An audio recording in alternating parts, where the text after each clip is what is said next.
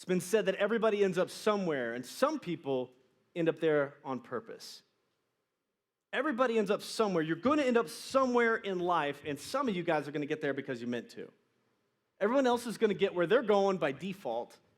And man, my desire for you is that while you're in college right now, in this season of your life, that you would grab hold of what God has for you, and that you would begin the process and not wait till it's too late to grab hold of what God has laid hold of for you. So on December 17th, 1903, at 10:35 a.m., Orville secured his place in history by executing the first powered, sustained flight from level ground for 12 gravity-defying seconds. He flew 120 feet along the dunes of the Outer Banks in North Carolina. This marks a historic beginning of aviation for many, but for the Wright brothers, it was the end of this tedious journey that started as a dream of what could be. Someone say, what could be? What could be? That phrase, what could be, gets me out of bed in the morning. That phrase of what could be says, man, there is something out there that could be. And it excites me. I don't know about you, but what could be in the imaginations of these two boys was that they could defy gravity through the law of lift and find a way to fly. Every young boy wanted to fly, and they found a way. And this was born in their hearts when their father brought home a French word, hélicoptère, or whatever you call it, which is a piece of cork and some rubber bands and torsion, and it started to fly, and he brought it into the house, and he threw it up in the air, and instead of falling to the ground, it spun, and it went up and hit the ceiling, and then it fluttered down. These two boys' minds, their imagination was blown open, and from that moment on, they were captivated by this idea of something that could be, and they wouldn't stop. And the world took hold of it whenever they began to fly, but that's not where it started for them. It started back when they began to dream about it when they were kids, when they found out that what could be is actually something that should be, and they took hold of it. This is what we call a destiny or a vision. So I said everybody ends up somewhere, and some people end up there on purpose. What would have happened if they would have given up? What would happen? See, here's the thing. God has given each one of us a reason to be on this earth and to do something good with our lives. Last semester, we talked about what we wanted to be as humans. Now, this semester, we're going to talk about what we're going to do, our doing. And God has created you to do something big. So the question is, will you end up where God wanted you to end up on purpose? And I'm going to tell you this, that whatever God wants you to do, it's not going to be easy. In fact, if it was easy, it wouldn't be that much of a dream, would it? It's not going to be easy. In fact, dreams and visions die so easy, and there's going to be a million obstacles between you and your destiny. There's going to be so many things, and we're going to talk about all of them but over the next 4 weeks, the things that start from a dream inside of your heart to the fulfillment of that dream. There's going to be a million things to try to abort that dream in between, and there will be times when you feel like you're getting torn in two by the tension of it. And Andy Stanley says, vision is the tension between what is and what could be. And you are the thing that stands in between those two things and bring those two things together. We all have a part to play. So whether you're aware of it or not, you have multiple visions for your life. So tonight we're talking about Nehemiah part 1, vision. You have multiple visions for your life. You have a mental picture. Basically, a vision is just a mental picture of a preferred future, a mental picture of what you think something's going to end up like. And it doesn't always end up the way we want it to. But we have these visions already in place. The question is, are these visions here by omission, or are they there on purpose? Are you going to is it just going to be a fantasy, or are you going to take hold of it and bring it home? A clear vision, along with courage to follow through, dramatically increases your chances of coming to the end of your life, looking back and saying, I did it. My life counted for something. It mattered. I did what I was made to do. So let's rewind back to worship on the lawn, back a few weeks ago, back in August. And I told you about this, and I said we're going to put a pin in that. We're going to go through what we needed to go through last semester, and then we're going to pick it back up. And we're picking that back up tonight. Last semester, we talked at the very beginning of the semester about how you were all designed for something, a God-ordained dream. Someone say, or God-ordained dream. God-ordained dream. We talked about Amy Carmichael, who created the idea of the orphanage and began that, and that became a movement. We talked about John Wesley and how he revolutionized his country with the preaching of the gospel and his Bible study methods and the ways that he would open air preach and how thousands of people would get saved. We talked about Samuel Mills, who was just a freshman, and he was the beginning of the modern missions movement where college students went around the world bringing the gospel to the world. And we talked about all three of these people were under the age of 21 when they wrote things and created things and had ideas and put visions into place that would change the world as we know it. Ephesians 2:10. I want you to just really put this down in your spirit. Ephesians 2:10. For we are God's handiwork. We are his masterpiece, some translations say. We were created in Christ Jesus to do what? To do good things, to do good works, to create things, to build things, to make things, to advance the kingdom of God, and to advance the things of this world, of God in this world, which God has prepared for us in advance for that we should do them. So God had prepared this thing that you're made to do, and he already prepared it. And he's given you a mental picture of it, or he's going to give you a mental picture of it. And then it will be the realization of it. So every vision has two creations. One is in the mind, and then one ends up in reality. Two creations. God says here that God prepared this vision, this first creation, in advance before you. All you've got to do is get a hold of that and then work out, walking out that vision. It's been said that the two most important days in your life are the day that you were born and the day that you figure out why. After the fall of man in the Garden of Eden in Genesis 3, God immediately goes to work in finding a way of redemption to get humans back to God. And the cycle pretty much goes all the way through the Old Testament that, man turns away from God. God raises up a person to bring the vision back into focus, a deliverer of some kind, a way to get back to God. He'll raise up a prophet to tell the people what's on God's mind and to get people to come back to God. He'll raise up a judge in the book of Judges. He'll raise up kings. He raises up all kinds of people. Moses delivers them through the Red Sea. All these kind of people to bring about the move of God. And what's crazy is there's no real main characters in the Bible, except for Jesus, but there's no real main characters because every person throughout the Bible, if I was like, oh, who's the main character? Well, I don't know. I mean, Moses, David, Joseph, every single person in the Bible has one piece of the puzzle. And when you put it together, it makes a bigger map of what God's doing in the world. And it all has to do with bringing people back to God, bringing justice into the world, freeing people of oppression, bringing man back to God. After all of this, we come through into a time of Nehemiah, and he's one of those pieces of the puzzle, and that's what we're going to focus on over the next 4 weeks. So the people of God had turned on God. Basically, they went to idol worship, started intermarrying with all these other tribes and stuff around, all the enemy kingdoms around them, started turning their backs on God and going to idols. God lifts his veil of protection over Israel. The enemies come swooping in. Babylon comes in and takes all the young people to Babylon as their slaves. They tear down the walls of Jerusalem, the capital city, and it's pretty much over, lights out for the Israelites. This is about 587 BC for those of you history buffs out there. The Babylonians invade Judah, destroy the city of Jerusalem, take the Israelites, take them back to Babylon. 70 years later, the Persians conquer Babylon. So now all that property and monopoly that Babylon owned, now Persia owns. Nobody plays Monopoly? Okay, that's fine. And we come to a guy named Nehemiah. And he's a Jewish slave in Persia now. And he's never been to Israel, the capital, Jerusalem, before. The capital of Israel, Jerusalem. He's never been there. For everybody that's alive at this point, 70 years, they've been in captivity. They've been slaves of the Persians, and before them, the Babylonians. Nobody remembers what it was like to be free anymore. And Nehemiah has never been to his capital city.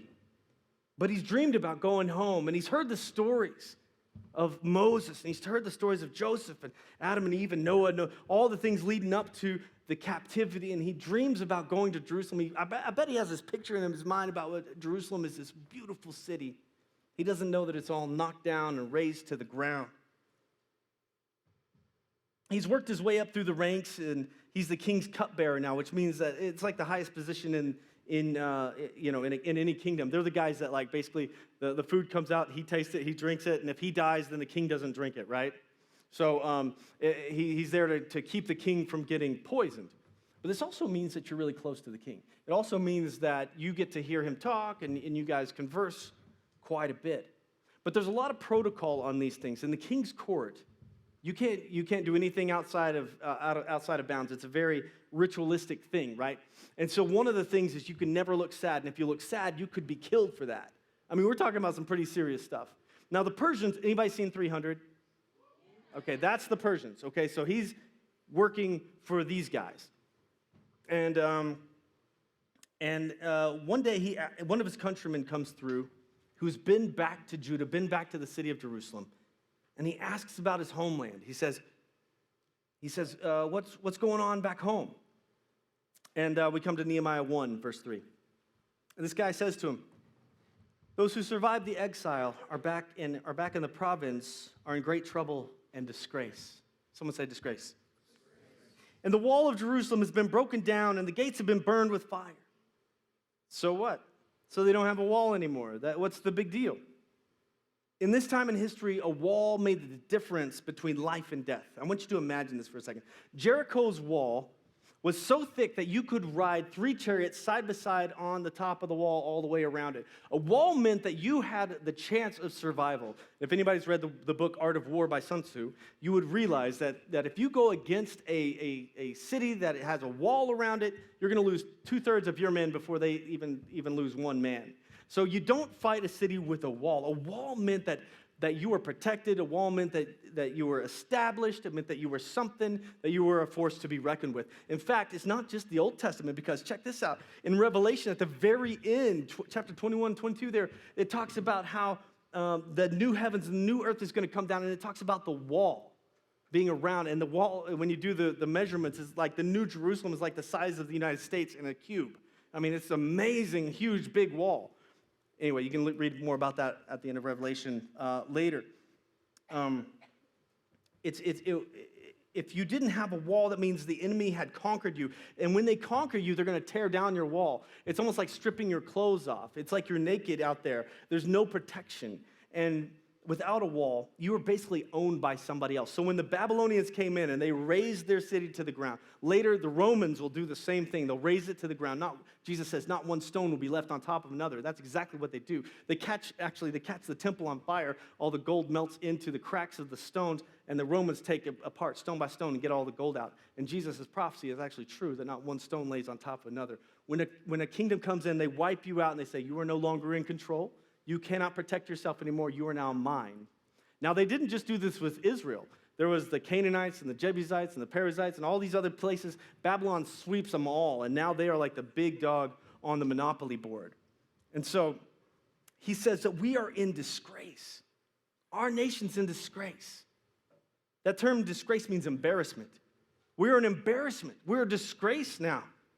And we have allowed ourselves to continue in this state for over 100 years. Yes, we are the Israelites. We were the ones who fought the giant Goliath. We're the ones who beat down the Philistines. We were the warriors.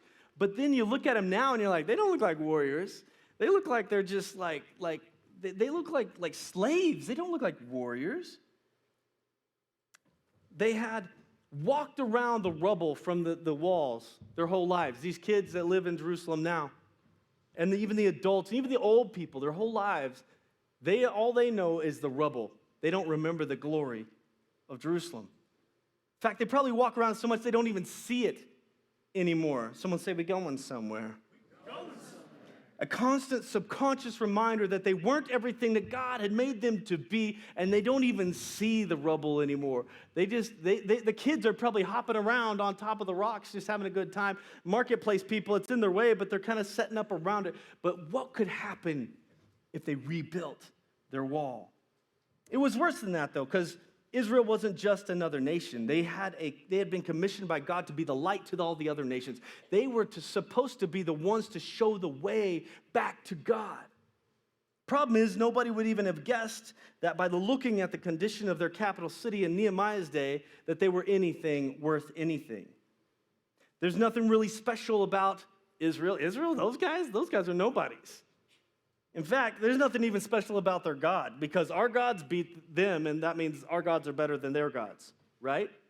That's how they used to think back then. Their temple's gone. Their Ark of the Covenant is missing. In our day in Christianity, it might look something like this. The divorce rates are just as high, in fact, a little bit higher inside the church than outside the church.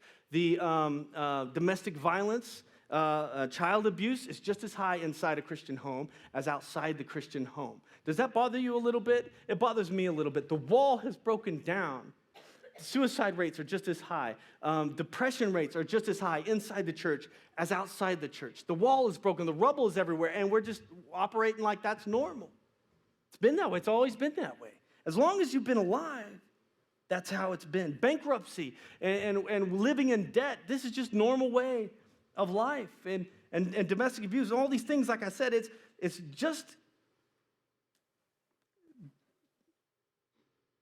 all just like the pagans. What's the difference? You say, why should I go to church? Everybody in church just doesn't seem any different to me. They seem just as sad as I do and everything else. I might as well go and spend that time that you guys are out here tonight listening to a guy talk for a while. I could just go, to the bars or go party or something, do something with my time because I don't really see what the point is.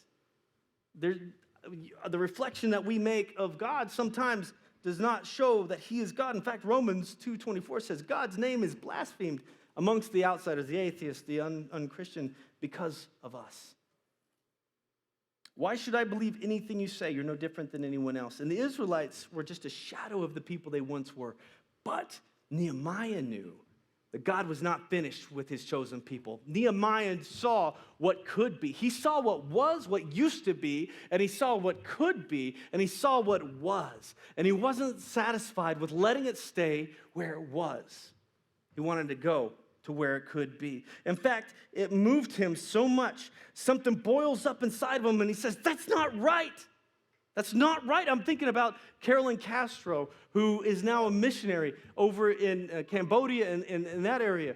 And I remember her just thinking about the child sex slavery and all the stuff that's going on in there and saying, that's not right. Somebody's got to do something about that. Why not me? And so she's over there right now. I could talk about hundreds of different things. Something boils up inside of you and you say, that's not right. Something's got to happen. God, you got to do something about that. In fact, it wells up so much that he begins to weep. It wasn't the condition of the walls. It wasn't stones. It wasn't that they looked dumb that broke his heart as much as it was the spiritual condition of his people. Now think about this. The walls were a physical representation of a spiritual condition. The walls were a physical representation of a spiritual condition. They looked like those walls that were broken down.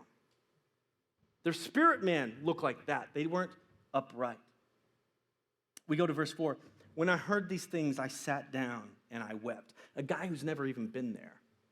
Sat down and wept. For days I mourned and I fasted and I prayed before God of heaven. Little did he know that these deep feelings were the initial birth pangs of a vision that people would be reading about thousands of years later in a continent that hadn't even been discovered yet. At that moment, a dream of building this wall is born. And block by block, we're going to look at how he's able to build and overcome the obstacles, and there are many that come against him. There are so many things that are going to stand between you and your destiny. There's so many things to stop you, and if you stop in the middle, you will not realize what God has laid hold of for you, the good works that he has prepared for you beforehand, that you might walk in them. We're gonna take each block, and so if you're taking notes tonight, block number 1. A vision starts with concern about something that's not right. There's something inside of you. In fact, T.D. Jakes says, your misery is your ministry. Something that you're like, man, I can't stand it. That's happening in our world today. Somebody needs to do something. That concern is the first block, your vision, the vision that God has laid hold of for you. The reason you connect with that thing is probably because you are the one that might have an answer to that. The answer might lie inside you somewhere. And it's in the block form, and it has to be chiseled away, and everything that is not that vision has to be taken away so that the true thing, the true sculpture can arise. Vision starts with concern about something that's not right. For Orville and the Wright brothers, it was that man hadn't achieved flight yet. For Kennedy, it was that we hadn't landed on the moon yet. And with technology less than we have in our hand, he was able to get people, NASA, and push them so that we could put a person on the moon. There's this vision of we got to go further. We've got to go more. We got to do something's not right. A God-ordained vision will usually begin with a concern. You will hear or see a situation that gets your attention. Something will bother you about the way that things are in its current state. Thoughts of what is as opposed to what could be and what should be brought tears to Nehemiah's eyes. He knows that they are the people of God who are supposed to be a light to everyone else, but instead they're bowing down to the gods of everybody else, living just like everybody else. This wasn't a casual concern, but a vision in the making. Nehemiah, his vision wasn't so much about rebuilding a wall as it was about reestablishing the context for God to demonstrate his power and fulfill his promise to the nations that he gave to Abraham thousands of years later, saying that through this nation, all the other nations of the world would be blessed, and they would be blessed once that through this nation, a child would be born who would bring salvation and would wipe away the sins of the world. People through whom God would eventually introduce a Savior of the world. So this vision starts with a concern. But I want you to watch. Okay, so maybe, how many of you guys feel like you know what that concern is for you? You don't have to raise your hand if you don't want to, but if you're like, man, I know God has made me for this, but it's impossible. Raise your hand if you know what it is. Okay, so we'll start there with the concern. And man, I'll be praying with you that God would just unveil what it is. God didn't send you here just to get a degree so that you can make more money. Money is not the end goal. That's not the vision. The vision is what you are to do. Something bigger than money. Money may follow it, but you've got to have a vision for something bigger than that. What does he do? Absolutely nothing for 4 months. I want you to hear me now. He does nothing for 4 months. He doesn't steal away across the desert in the middle of the night. He doesn't fabricate some reason to sneak out of Persia and go, and then he get caught and be brought back. He doesn't even share his burden with his friends. He doesn't pick up the phone and call his mom. He doesn't go and talk to his preacher about, I know what I'm supposed to do. I'm supposed to do this big thing. He just sits on this for a while, and he does some internal work. He chose to wait. What could be and should be can't be until God is ready for it to be. Does that make sense? What could be and should be, it can't be until God is ready for it to be. So he waits. Block number 2, building this wall. A vision does not necessarily require immediate action. Doesn't mean that we go out and we start, I'm going to go and change the world. I'm going to go quit my lease. I'm going to quit my job. I'm just going to run. I'm going to pack up all my stuff. I'm going to get my car and drive. You can do that. People start placing something, God starts placing something on their heart, and they think that God's like ready to start right now. Once they feel that this idea is from God, they assume that it's all systems go and that they need to quit their job and step out in faith and begin. If you charge out, and I hope you hear me with wisdom here, if you charge out before your dream is ready, before the vision is ready, the result is always going to be the same: failure, discouragement, and disillusionment. I got it. Why didn't you show up? Why didn't you do it? Why didn't you show up? God's like, you ran out ahead of me. If you get ahead of God, don't expect his angels to keep up with you. I'm just joking. Anyway, I'm going to say, why wait? Why wait? See, that's the thing. We think, go now, start now, boom. All right, I'm called to be a doctor. Let's go do surgery now. Whoa.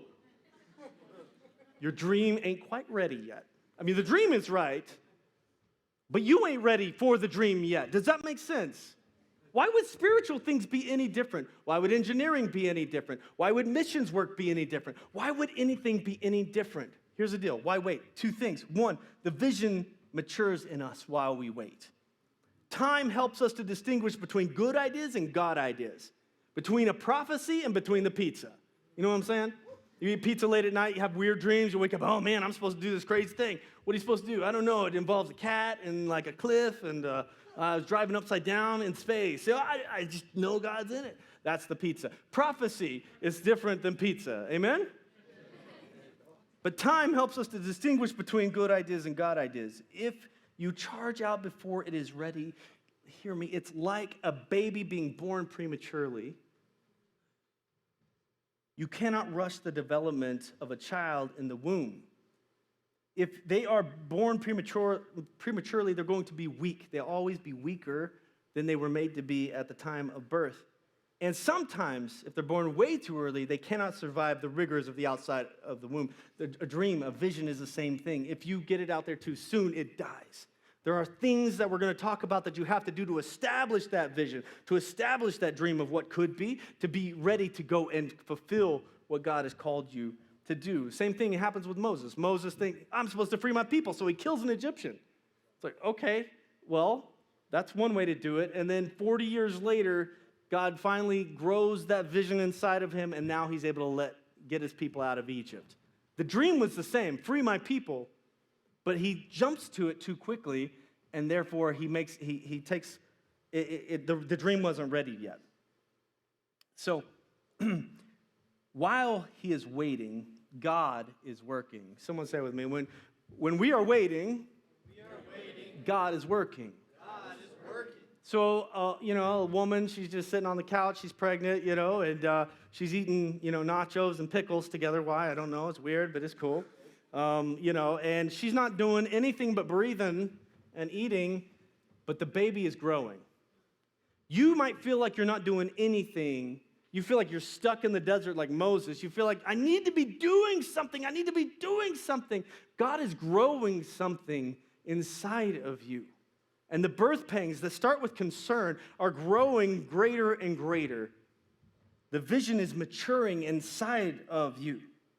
But this is where visions often die, in this stretch of inactivity where we don't see anything happening, and so we give up on the dream and we say, well, maybe that wasn't what it was. The second thing that waiting does is it matures, we mature. So the vision matures in us, and then we mature for the vision. The tendency is to assume that since I know what I'm supposed to do, I'm ready to do it right now. A surgeon. I'm called to be a surgeon. I'm right out of high school. I'm just going to go ahead and do the surgeries because I feel like God told me to. It's the same kind of thing. We think we're ready right away. I took AJ. Where's AJ? Where you at, AJ? And I indoctrinated him in the great doctrine of Star Wars. Starting with 4, 5, 6, 1, 2, 3, 7, 8, 9. Rogue One. He watched Mandalorian as an assignment on his own, and I'll take him through Solo. He'll then be assigned Clone Wars, and no, anyway. So, but it was crazy because every time we'd watch a movie, I don't know, I get a little twinkle in my eye when I start talking about Star Wars, and I would begin to preach to him what the message of it was. There's so many sermons up in there. We get to Empire Strikes Back. Who's seen Empire Strikes Back? Luke is getting the privilege of learning in a one-on-one setting with the Master Yoda. One-on-one. Nobody hardly has ever got to learn one-on-one from Yoda that we know of in the Star Wars lore.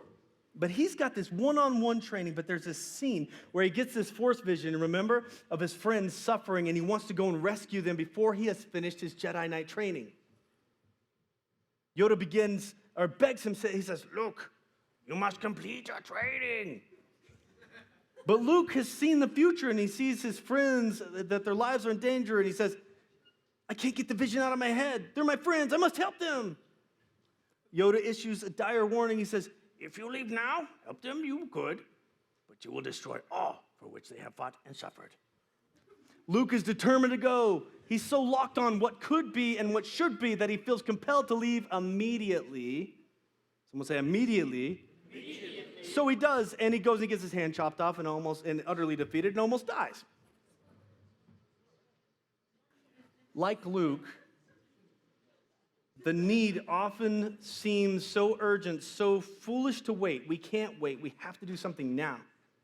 But Luke isn't ready for how big his vision is yet. He's got to take down the empire, right? He needs time to grow into his vision. While Nehemiah is waiting, block 3, he prays. And I want you to pay attention to how he prays, okay? We're going to read verse 5 through 9. Okay. He says, Lord God of heaven, the great and awesome God who keeps his covenant of love with those who love him and keep his commandments. He's praying right now. One, he's exalting God like he should be exalted. Let your ear be attentive to and your eyes open to hear the prayer of your servant who is praying before you day and night. How often is he praying?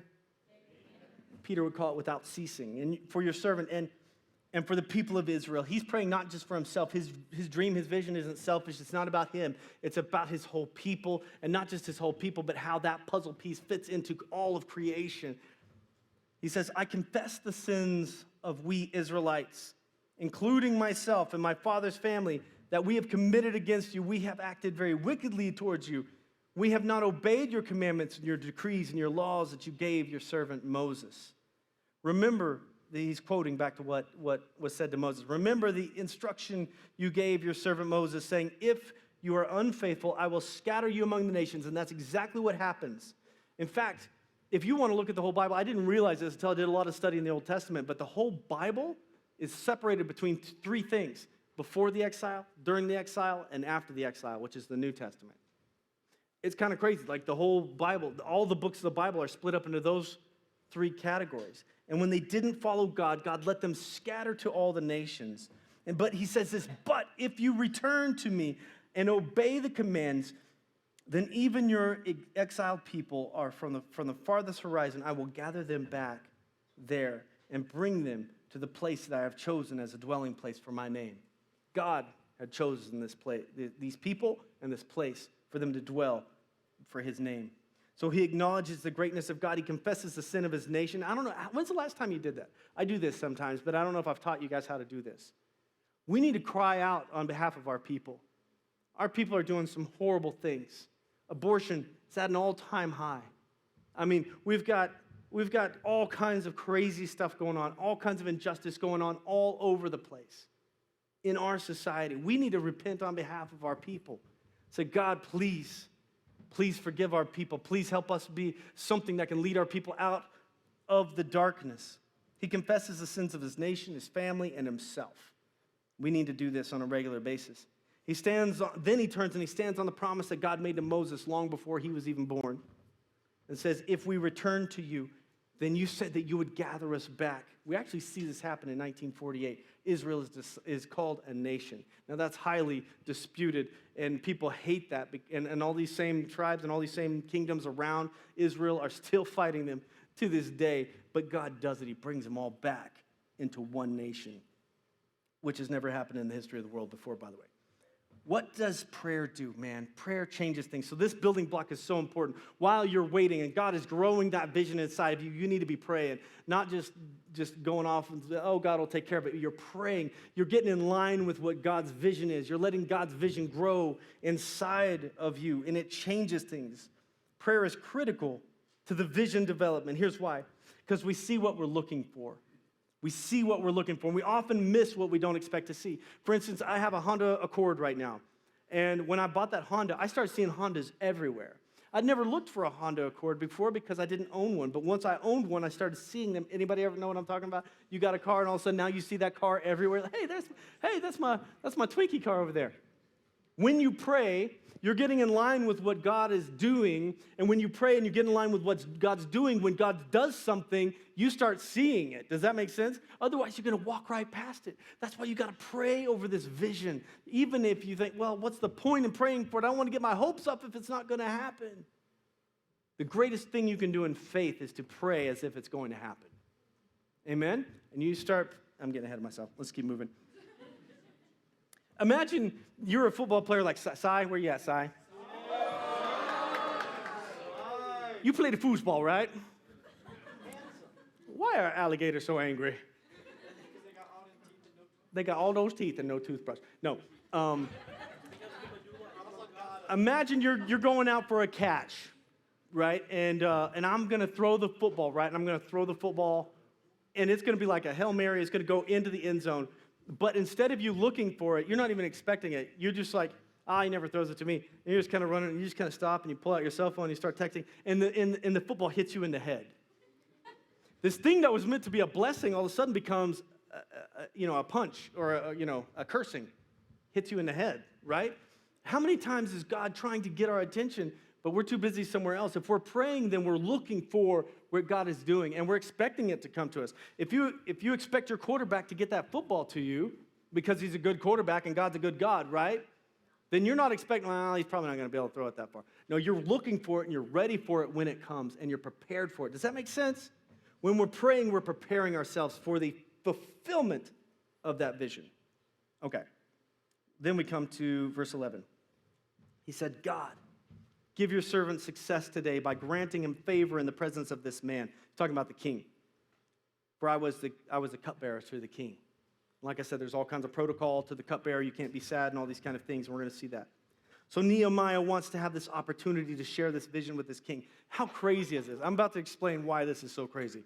Nehemiah continually prays. He prays day and night for an opportunity. I just need one chance. And he's getting his elevator speech ready. He's like, okay, all right, this is why I need to rebuild the wall. And he's getting it all prepared inside of himself so that whenever the football comes, he's ready to catch it and run it into the end zone.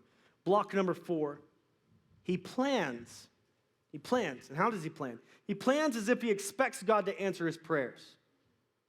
He plans not like, well, I'm going to plan worst case scenario. He's like, if this is what God told me he wanted to do, then I'm not going to settle for this. Does that make sense? If this is the plan, then I'm going to pray as if that's the plan. I'm not going to pray like, well, what can I get by with? Does it make sense? Chapter 2, verse 1 opens up, and he's serving wine to the king. When wine was brought before him, I took the wine and I gave it to the king. I had been sad. I've never been sad in his presence before. So the king says, why? What's wrong with your face? Why are you sad? You're not sick. This can be nothing but sadness of heart, he says. And he says, what? I was very much afraid. Why do you think he's afraid? Everything is hinging on this one moment. I don't know if you've ever been there where you had this dream or something. You knew that it comes down to this one conversation, this one moment, this one, like you got to ask her out, right? And this one moment, and this is going to be it, right? Or you get in that job and you're in that interview and it's this one moment, or it's that test, that one test. This is his test. This is his moment. And he's sitting before the king and he doesn't cover up his sadness. And he's like, man, I'm probably going to get killed for this. But God said this, so I'm going to go ahead and step out in faith. And we're going to talk about that more next week, but about how to step out in faith on the vision that God has given you. He's afraid because, again, the protocol was that you do not be sad in the king's presence. You do not be a Debbie Downer. And he says, but I said to the king, may the king live forever. So he gives him respect. Why should my face not look sad when the city where my ancestors are buried lies in ruins and its gates have been destroyed with fire? Long silence. The king's looking at him. Mikey version. The king said to me, what do you want? That's the problem. What do you want? See, he'd made such a relationship with the king. The king's like, well, tell me what you want. What you really, really want. Nehemiah says, I'll tell you what I want. What I really, really want. I wanna, and I wanna. And I'm going to tell you what I wanna, really, really, really want is all about. Okay? But before he says anything, the king says, what do you want? And he says, I prayed to God in heaven. Have you ever done that? You're in the middle of a conversation. You're like, I'm really right here talking to God. Oh, God. Oh, God. Help me. And I answered the king and said, if it pleases the king, and if your servant has found favor in his sight, if I have found favor in his sight, let him, the king, let him send me to the city of Judah where my ancestors are buried so that I can rebuild this wall. I don't know if you understand. Okay, check this out. While he's been praying, block number 3, he has been planning also, daydreaming, what would it look like? How would I get it done? If I were to do it, well, it would take this, it would probably take that. Check this out. It's not like the king's like, what do you want? I was like, well, I hadn't thought about it. No, Nehemiah says this. The next several verses, but this is there's no way that this vision can come true in reality without God being involved in it. That's why he prays so much. This is so outlandish. This is so crazy. This should never happen. And I'm going to show you why. He's going to have to convince the king to allow him to leave his service, his favorite servant, to leave his service for 12 years. According to chapter 5, verse 14, is how long it took him to do all this. 12 years, he's going to leave let his best servant. Yeah, sure. That'd be like a prisoner saying, hey, warden, can I take off for 12 years? And the warden's like, yeah, go ahead. That's impossible, right?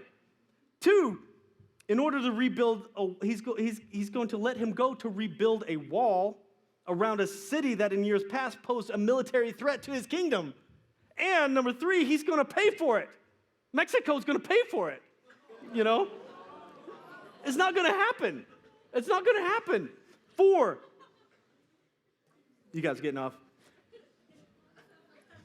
The king is going to have to write him letters with the royal seal on it, with an army around him, like an entourage of 100 soldiers that will ride him through enemy territories, other kingdoms that the Babylonians and then the Persians have inherited, but they still hate Israel, but they're still under the Persians, right? And he's got to have this seal, a letter saying, I'm okay. And these guys, and he's going to have to send a whole bunch of his soldiers to protect him all the way through this forest. And then while he's in the forest, number 4, he's going to have to get the guy, the curator of the forest, to give him all this lumber so he can build him a house and so he can make the gates.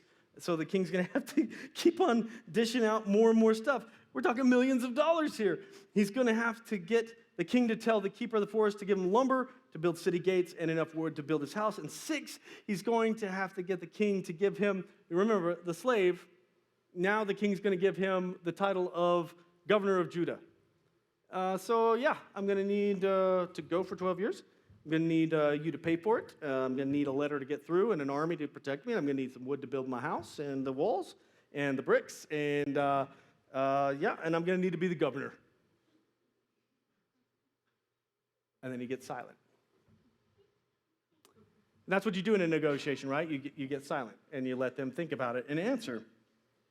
He doesn't just pray that God, would you build the wall somehow, some way? No, he's like, God, could I be a part of this?